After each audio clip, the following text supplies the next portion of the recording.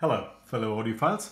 Welcome to Audio Nirvana, where we're in the eternal pursuit of musical bliss. I'm Roop, and I'll be your host in this journey. At Audio Nirvana, I will take you through my personal audiophile journey as I went about accumulating more than 100 headphones, 50 plus IEMs or earphones, and 50 plus amps and DACs in the last 2 years.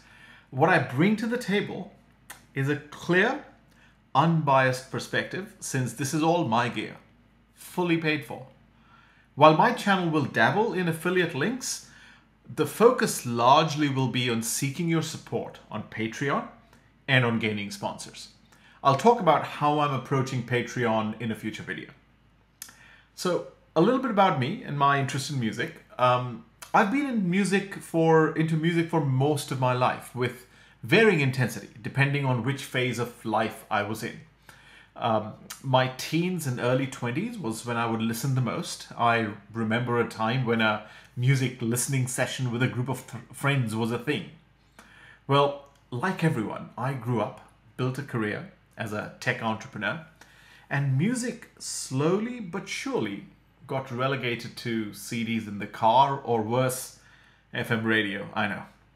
Up until that point, though, listening to music was always through speakers, whether through a hi-fi system or in the car. I mean, headphones or earphones were barely a thing for me throughout my early music listening. This changed, though, in a fundamental manner.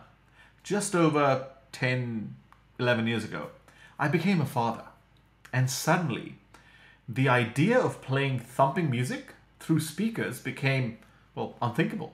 I had a little baby girl that I was super protective of and wanted to make sure her sleep would not suffer. It was at this time that I started to re-engage with what we call personal audio, aka headphones and related paraphernalia. I started to rediscover music that I had lost touch with, unfettered by concerns of who I might be inconveniencing. I started with the Sony MDR-1RBT Bluetooth headphone. Some of you might remember it. And followed closely by the Sony MDR-1RNC Mark II. And for a while, I thought this was all I could ever wish for. I mean, this was nearly 10 years ago, 2012-13. And these headphones sounded great, especially to my ears. I mean, amazingly, I still have these headphones, and they're in my collection just right here. The headphones are really good. Microphones are terrible. Noise cancelling was terrible, but the headphones are really good. But by this time, the old teenage audiophile had started to awaken, and I started to explore what else was out there. As many of you know that are watching this, this exploration is dangerously exciting. Dangerous because of the money that you inevitably end up spending, and exciting because of the discoveries that lie ahead.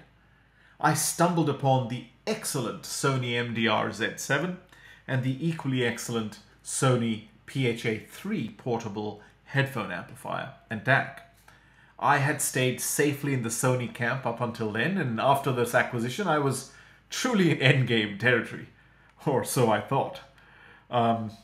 For the next several years, up until the early days of the pandemic, I was largely content with my little gear collection, having added the Sony MDR-1A DAC headphone to the mix during this time.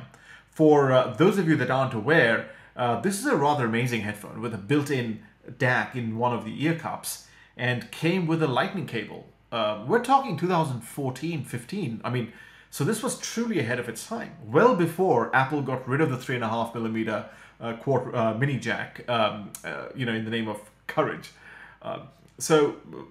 But here's what happened. I mean, as the pandemic took hold, it became evident to millions of people around the world that we were witnessing a global calamity with no easy end in sight. Like so many others, I got confined to running my relatively early stage tech startup from my study over Zoom calls during virtual coffees. This quickly started to great, and had it not been for my fledgling little audiophile hobby, I would have really struggled.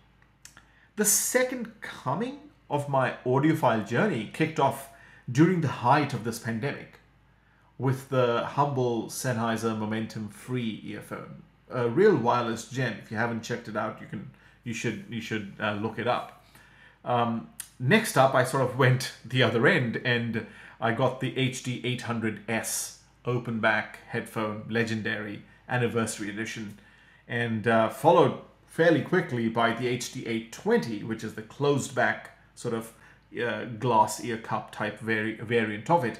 But once I had that, I was truly underway. I mean, as I went deeper and deeper down this rabbit hole, I became better at interpreting musical instruments and started discerning qualitative differences between source gear and amps. I mean, overall, I became far more knowledgeable, not just about music, but also the technology of music. And that really got me hooked. I mean, nearly 2 years in, I now feel compelled to share my audiophile journey with everyone who's considering this wonderful and crazy, let's admit it, crazy hobby.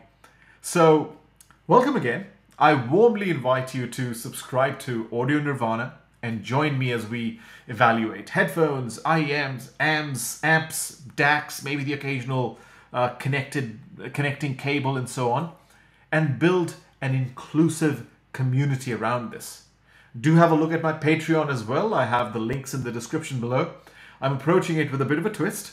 Thanks for watching, and I'll see you in my next video. Be good and stay safe.